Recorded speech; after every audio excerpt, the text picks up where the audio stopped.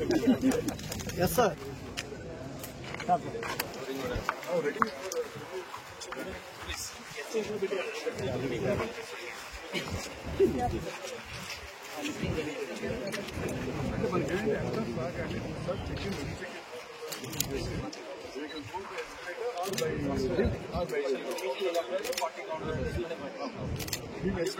International check in అదలా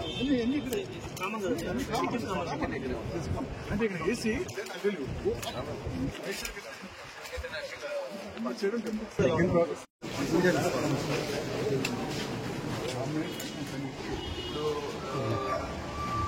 ఉన్న standards బట్టి చేస్తారు. ఇంకేదా అడిషనల్గా ఇంకా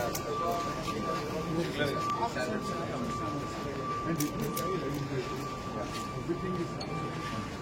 and you know it is that comfortable and we have separate baggage we can also upstairs baggage comfortable with the glass ఇక్కడ కూడా ఏ బాక్స్ అది గురించి ప్లాన్ చేసుకుంటాం. చూపిస్తాను ఇలా వచ్చి చూస్తాను.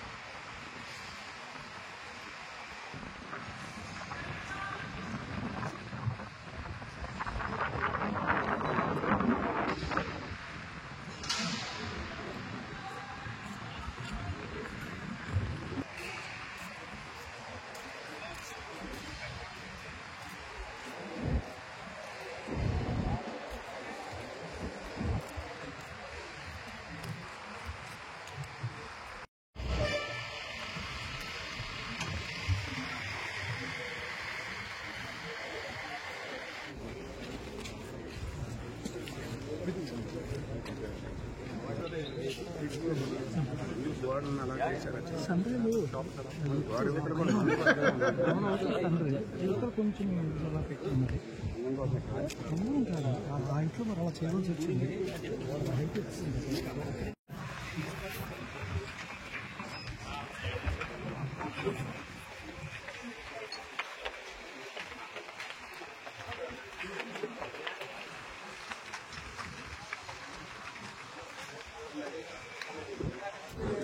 అతి ముఖ్యమైనటువంటి ప్రాజెక్ట్ గా తీసుకున్న భోగాపురం ఎయిర్పోర్ట్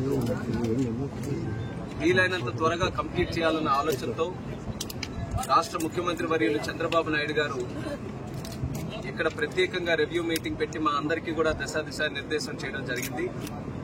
ఆ స్ఫూర్తితో ఎప్పటికప్పుడు ఇక్కడికి రెగ్యులర్ ఇంటర్వెల్స్ లో రివ్యూ చేసుకుని ఎయిర్పోర్ట్ తాలూకా కార్యక్రమాలు అతి త్వరగా పూర్తి చేయాలన్న ఆలోచనతో ఇక్కడ ఉన్నటువంటి కాంట్రాక్టర్స్ అలాగే గవర్నమెంట్ సిబ్బంది అందరికీ కూడా ఒక కొలాబరేటివ్ ఎఫర్ట్ గా ముందుకు నడిపించే కార్యక్రమం చేస్తున్నాం.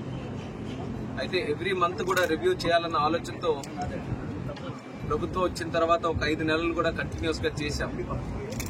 తర్వాత పార్లమెంట్ బడ్జెట్ సెషన్స్ రావడం అలాగే మనకి మధ్యలో కోడ్ కూడా ఎమ్మెల్సీ ఎన్నికలు జరగడం వల్ల కోడ్ రావడం వల్ల ఒఫీషియల్ గా ఇక్కడ రివ్యూ చేసుకోలేకపోయాం. మళ్ళీ ఇప్పుడు పార్లమెంట్ బడ్జెట్ సమావేశాలు కూడా పూర్తయిన వెంటనే ఏప్రిల్ నెలలో ఈ రోజు రివ్యూ చేసుకున్నాం. గతంలో చూసుకుంటే 10th November 2024లో లాస్ట్ విజిట్ చేసినప్పుడు అప్పుడు ఓవరాల్ గా ఎయిర్పోర్ట్ తాలూకా ప్రోగ్రెస్ 49% జరిగింది. సుమారు హాఫ్ వేలో మనం రీచ్ అయిన తర్వాత ఈ 5 నెలల కాలంలో 71%కి ఈ రోజు భోగాపురం ఎయిర్పోర్ట్ తాలూకా పనులు పూర్తి చేసుకునే దశలో ఉన్నాం. అర్త్ వర్క్స్ ఏవైతే అర్త్ వర్క్స్ ఎయిర్పోర్ట్ తాలూకా కాంపౌండ్ సైట్ లో మనం అందరూ కూడా చేయాల్సి ఉన్నాయో అది ఆల్మోస్ట్ 99.3% గతంలో జరిగితే ఇప్పుడు పూర్తిగా 100% ఎర్త్ వర్క్స్ అన్ని కూడా మనం సైట్ లో కంప్లీట్ చేసుకోవడం జరిగింది. ఎయిర్పోర్ట్ కి ముఖ్యమైనటువంటిది రన్వే తాలూకా పనులు 65% గతంలో జరిగితే ఇప్పుడు 97% రన్వే తాలూకా పనులు కూడా మనం పూర్తి చేసుకున్నాం. టాక్సీవే రన్వేకి అదనంగా ఉన్నటువంటి టాక్సీవే కూడా గతంలో 41% జరిగితే ఇప్పుడు 92% వరకు టాక్సీవే తాలూకా పనులు కూడా పూర్తి చేశాం. అలాగే మంత్రివర్యులు శ్రీనివాస్ గారు, కలెక్టర్ గారు అందరితో కూడా ఎప్పటికప్పుడు డిస్కస్ చేసి ఇది కూడా మనం ఇంకా కొంచెం డెప్త్ లోకి వెళ్లి సమస్యలు ఎందుకు వచ్చాయని చూస్తే గత 5 సంవత్సరాలు అప్పుడు ఉండేటటువంటి ప్రభుత్వం దీని మీద సరైనటువంటి దృష్టి పెట్టకొకటి, రెండోది జెన్యున్ గా ఏ సమస్యను కూడా డీల్ చేయాలన్న ఆలోచన కూడా అప్పుడు లేదు. అందుకనే ఏ సమస్యను పరిష్కరిద్దామని జెన్యునిటీతో మనం వెళ్తే ఎక్కడికక్కడ అవినీతి కార్యక్రమాలు గాని లేకపోతే అవకతవకలు గాని ఇవి కూడా కొన్ని కనబడుతున్నాయి. అయితే మాకు కావాల్సింది ఫస్ట్ పబ్లిక్ ఎవరైతే ఉన్నారో వాళ్ళకి న్యాయం చేయాలి. ఎవరైతే ఎయిర్పోర్ట్ కోసం కాంట్రిబ్యూట్ చేశారో వాళ్ళెవరు కూడా నష్టపోకుండా ఉండాలి. ఆ ఉద్దేశంతో మేము కూడా డిస్కస్ చేస్తున్నాం. ఖచ్చితంగా అది చంద్రబాబు నాయుడు గారి దృష్టిలో కూడా పెట్టి ఈ ఇష్యూస్ ని ఎలా సెటిల్ చేయాలో ఒక డైరెక్షన్ తీసుకుని ముందుకు కూడా నడుస్తామని స్థానిక ప్రజానికం ఎవరైతే వాళ్ళు కూడా దీంతో ఇన్వాల్వ్ అయి ఉన్నారో వాళ్ళందరికీ కూడా సభాముఖంగా తెలియజేసుకుంటున్నాం. అలాగే మన ప్రాంతం ప్రతి ఒక్కరు కూడా ఉద్యోగాల కోసం ఎంతో ఆరాటపడుతున్నారు. మనం ఈ జిఎంఆర్ సంస్థతో కూడా మాట్లాడాం. ఎక్కడికెక్కడ స్కిల్ డెవలప్మెంట్ సెంటర్స్ కూడా మన ప్రాంతంలో పెట్టి స్థానికంగా ఉన్నటువంటి యువతీ యువకులకి ఇక్కడ క్రియేట్ అయ్యేటటువంటి ఎంప్లాయ్మెంట్ ఏదైతే ఉంటుందో దాంట్లో అత్యధికంగా మన ప్రాంత వాసులు అడ్వాంటేజ్ తీసుకునే విధంగా ఎయిర్పోర్ట్ కి సంబంధించినటువంటి ఆ ట్రేడ్స్ గానీ స్కిల్ డెవలప్మెంట్ ఏవైతే ఉన్నాయో దానికి సంబంధించి ఇక్కడే సెంటర్స్ పెట్టి ప్రమోట్ చేయాలని కూడా వాళ్ళకి చెప్పడం జరిగింది. అది కూడా రానున్న కాలంలో అది స్టార్ట్ చేస్తాం. దాని బెనిఫిట్ అంతా కూడా మన ప్రాంత వాసులకే దక్కుతుందని కూడా తెలియజేస్తున్నాను. నేను ఎయిర్పోర్ట్ మంత్రిగా, సివిల్ ఏవియేషన్ మినిస్టర్ గా దేశంలో ఎక్కడ తిరిగినా ఎక్కువగా మన ప్రాంత వాసులే కనబడుతున్నారు. ఆఖరికి ఢిల్లీ లాంటి ఎయిర్పోర్ట్ లో గానీ, నార్త్ లో గానీ, ఈస్ట్ వెస్ట్ ఎక్కడికి వెళ్లినా సరే ఎక్కువ మంది మన ప్రాంత వాసులే అక్కడ కనబడుతున్నారు. సో వాళ్ళందరికీ కూడా లోకల్ గా ఎయిర్పోర్ట్ గానీ డెవలప్ చేసుకోగలిగితే వాళ్ళు కూడా అడ్వాంటేజ్ వస్తుంది. లోకల్ గా వాళ్ళు కూడా వచ్చి ఇంటి దగ్గర నుంచే పని చేసుకునే అవకాశం దక్కుతుంది. కాబట్టి దాని మీద కూడా ఒక ఫోకస్ పెట్టుకుని ఈ కార్యక్రమాలన్నీ చేస్తున్నాం. చంద్రబాబు నాయుడు గారు కూడా స్పష్టంగా చెప్పారు, జూన్ 26 కల్లా ఇది పూర్తి చేసి అందజేయాలని. దానికి అనుగుణంగా టైం లైన్స్ అన్ని కూడా మార్చుకొని ప్రతి ఒక్క కార్యక్రమంలో కూడా స్పీడప్ చేసి ఈరోజు కార్యక్రమాలన్నీ కూడా చేస్తున్నాం. దేశంలో కూడా వస్తున్నటువంటి 3 అద్భుతమైన గ్రీన్ ఫీల్డ్ ఎయిర్పోర్ట్లు, ఒకటి నవీ ముంబై ఎయిర్పోర్ట్ ముంబైకి అదనంగా వస్తుంది, అలాగే జేవర్ నోయిడా ఇంటర్నేషనల్ ఎయిర్పోర్ట్ ఢిల్లీకి అదనంగా వస్తుంది, మరొకటి ముఖ్యమైనటువంటిది మన భోగాపురం ఇంటర్నేషనల్ ఎయిర్పోర్ట్. ఈ 3 ఎయిర్పోర్ట్లు కూడా మన దేశం తాలూకా రూపురేఖలు మార్చే స్థాయిలో అద్భుతంగా ఎక్కడికక్కడ నిర్మాణం జరుగుతున్నాయి. మరి ఇది కూడా మరొక సంవత్సర కాలంలో ఇది కూడా పూర్తి చేసి జాతికి అంకితం చేయబోతున్నాం. ఇప్పుడే మన యాక్టివిటీ చూసుకుంటే ఇక్కడ ఎయిర్పోర్ట్ వస్తుంది కాబట్టి మన ఎయిర్పోర్ట్ తాలూకా డెవలపర్సే హోటల్ కూడా ఇక్కడ ఎస్టాబ్లిష్ చేస్తున్నారు. అది కూడా వచ్చే ఓపెనింగ్ టైంలోనే ఆ హోటల్ కూడా తాజ్ వాళ్ళకి అప్పచెప్పడం జరిగింది. తాజ్ సంస్థ ద్వారా ఆ హోటల్ ను కూడా రన్ చేస్తారు. అలాగే చుట్టుపక్కల కూడా మనం చూసుకుంటే చాలా వరకు ఎకనామిక్ యాక్టివిటీ క్రియేట్ చేసే విధంగా స్కూల్స్ అదనంగా కొత్త స్కూల్స్ రావడం, లేకపోతే హోటల్స్ రావడం, లేకపోతే అదర్ సర్వీస్ ఇండస్ట్రీస్ ఆల్రెడీ ఇప్పుడిప్పుడే భోగాపురం చుట్టుపక్కల కూడా అన్ని ప్రాంతాల నుంచి కూడా ఇక్కడ ప్రజలు వచ్చి ఏదో ఒక రకంగా ఒక కార్యక్రమం చేయాలని ఉత్సాహంగా చూస్తున్నారు.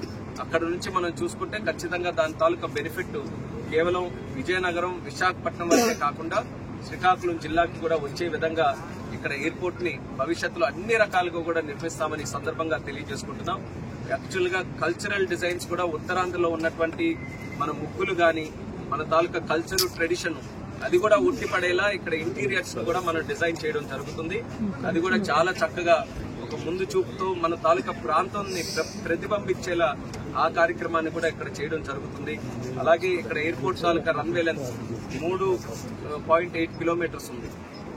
దేశంలో పెద్ద ఎయిర్పోర్ట్ల తాలూకా రన్వేలు ఎంత పొడవుగా ఉంటాయో అంత పొడవైనటువంటి రన్వే ఇక్కడ మనం నిర్మించుకున్నాం. అంటే కేవలం రేపు భవిష్యత్తులో ఉండే డిమాండ్కే కాకుండా పెద్ద ప్లేన్స్ కూడా ఇక్కడ ల్యాండ్ అవ్వాలనంటే ముందు చూపుతో పెద్ద రన్వేని కూడా మనం ఎస్టాబ్లిష్ చేసుకున్నాం. కాబట్టి సుమారు 40 మిలియన్ కెపాసిటీ ఉండే ఎయిర్పోర్ట్ గా ఇది తయారు చేయొచ్చు మనం భవిష్యత్తులో కూడా.